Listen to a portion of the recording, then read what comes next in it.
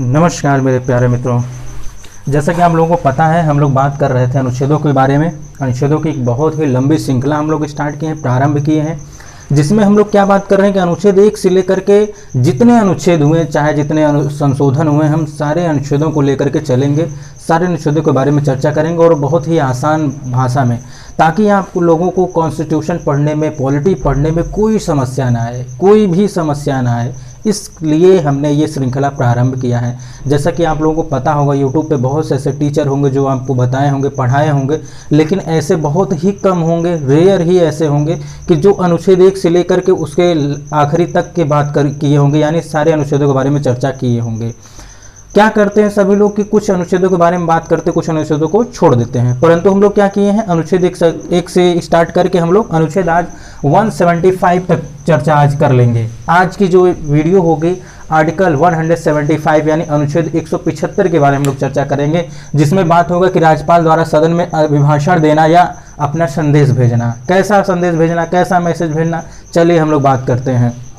ठीक, राज्यपाल द्वारा सदन में, सदन क्या होता है तो आप लोगों को पता होना चाहिए, राज्य विधानमंडल के भी सदन होते हैं। किसके सदन होते हैं? राज्य विधानमंडल के। ठीक, राज्य विधानमंडल के अगर 2 सदन है, 2 सदन से क्या तात्पर्य हुआ? तो एक विधानसभा होगा जिसमें बहुमत प्राप्त राजनीतिक दल को क्या किया जाएगा? विधानसभा, विधानमंडल नहीं, विधानसभा। ठीक, और एक क्या होगा जिसमें सरकार बनती, और एक क्या होता है? विधान परिषद होता है। ठीक, बहुत से मित्र ऐसे होंगे जो पहली बार ही ये वीडियो देख रहे होंगे, तो उनको बताने के लिए मैंने ये यहाँ पर क्लियर किया है कि राज्य विधानमंडल के कितने सदन हो सकते हैं, 1 या तो 2। ये कैसी बात कर दी सर जी, 1 या 2? ये ऐसा होता है ना, ये तो या तो रहते हैं अस्तित्व में या नहीं रहते हैं। ठीक, विधान परिषद सारे राज्य विधानमंडल यानी सारे राज्यों में हो ऐसा नहीं है। ठीक, जिस जहां पे होंगे वहां की हम लोग बात कर रहे हैं। अगर जहां पर 2 सदन होंगे तो वहां पर कौन कौन होगा? विधानसभा होगा, विधान परिषद होगा। विधानसभा का क्या होता है? विधानसभा में ही जिस राजनीतिक दल को क्या होता है? बहुमत प्राप्त होता है, उसी राजनीतिक दल के नेता को राज्यपाल महोदय क्या करते हैं? कहते भाई आइए आप अपनी सरकार बनाइए, आइए अपनी सरकार बनाइए और अपना बहुमत सिद्ध कर दीजिए। कभी भी वो ये बात कह सकते हैं कि आप अपना बहुमत सिद्ध कर दीजिए। अगर उनको ऐसा संदेह होता है कि हाँ इनका सदन में बहुमत कम हो गया या खो गया है, तो वो तुरंत कहेंगे कि भाई आप इतने दिन का समय लीजिए, आप बहुमत सिद्ध करिए। अगर वो बहुमत सिद्ध नहीं कर पाते हैं तो उन्हें त्यागपत्र देना पड़ जाता है। किनको? सरकार को। तो ये क्या हो गया कि राज्य विधानमंडल के ये दोनों क्या है? सदन है। ठीक, अब क्या होता है, राज्यपाल दोनों के सदस्य नहीं होते हैं। आइए अब हम लोग आगे बढ़ते हैं। अब आप लोग इतना तो समझ गए होंगे। आइए अब हम लोग आगे बढ़ते हैं कि राज्यपाल विधायिका के किसी भी सदन का सदस्य नहीं होता। ये विधायिका क्या होती है? ये क्या है? राज्य विधानमंडल किसका विधायिका है? ये राज्य की विधायिका है। किसकी विधायिका है? राज्य की विधायिका है। और राज्य की विधायिका किस पर कानून बनाएगी? राज्य की सूची पर बनाएगी। ठीक, राज्य की विधायिका का नाम क्या है? राज्य विधानमंडल। राज्य विधानमंडल के कितने सदन हो सकते हैं? 1 या 2। ठीक, 1 या 2। और ये राज्य विधानमंडल क्या है? राज्य की सूची पर कानून बनाएगा। किस सूची पर कानून बनाएगा? राज्य की सूची पर कानून बनाएगा। आप इसको अवश्य जानिए। ठीक, राज्य सूची पर, जिसे बोलते हैं स्टेट लिस्ट। ठीक, क्या बोलते हैं इसे? State list. ये लोकल इंपॉर्टेंस के होते हैं, यानी ये स्थायी महत्व से संबंधित विषय इसमें शामिल होते हैं।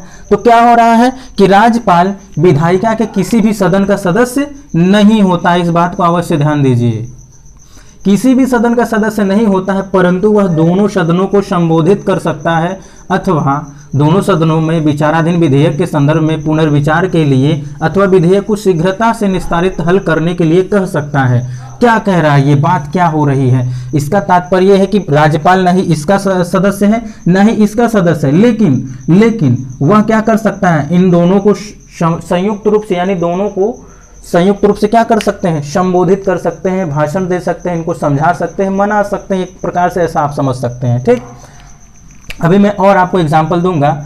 और कभी कोई विचाराधीन विधेयक हो, विचाराधीन विधेयक से तात्पर्य होता है कि अभी वो विधेयक क्या है? अभी वो प्रोसेस में है, अभी चल रहा है। ठीक, उस विधेयक को ये कह सकते हैं कि भाई एक बार फिर से विचार कर लो, इस पर जो विधेयक तुम लोग ला रहे हो, इस विधेयक पे क्या करो, एक बार फिर से विचार करो। हो सकता है कुछ इसमें चीज़ें छूट गई हो, कुछ चीज़ें एडिशनल, उसको कम करो।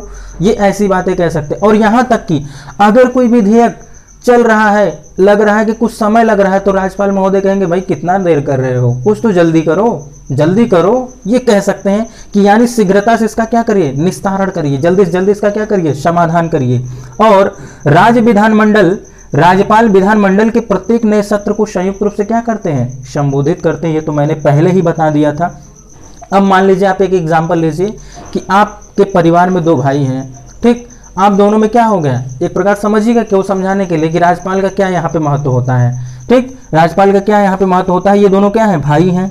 अब इन दोनों को क्या हो गया, आपस में झगड़ा हो गया, ठीक, इन दोनों का आपस में क्या हो गया, झगड़ा हो गया, दोनों एक दूसरे से बहुत बड़े विरुद्ध हो गए, एक दूसरे के जान पर पन आए। तो ये राज्यपाल क्या है, किसी दूसरे घर के हैं, ये आएंगे कहेंगे अरे यार तुम लोग क्यों ऐसा कर रहे हो, तुम लोग क्यों ऐसा झगड़ा कर रहे हो, तुम मिलजुल के रहो ना यार, क्या कहेंगे ये राज्यपाल महोदय, क्या करेंगे, इन दोनों को बैठा करके समझा रहे हैं। तो यही है, इन दोनों को समझाना और मनाना इनका क्या होता है, कार्य होता है।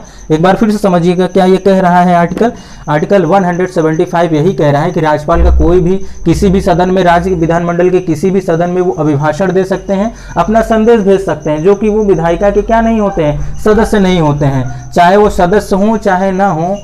ऐसा तो आपके मन में विचार आना चाहिए, लेकिन ये किसी भी सदन के सदस्य नहीं होते हैं।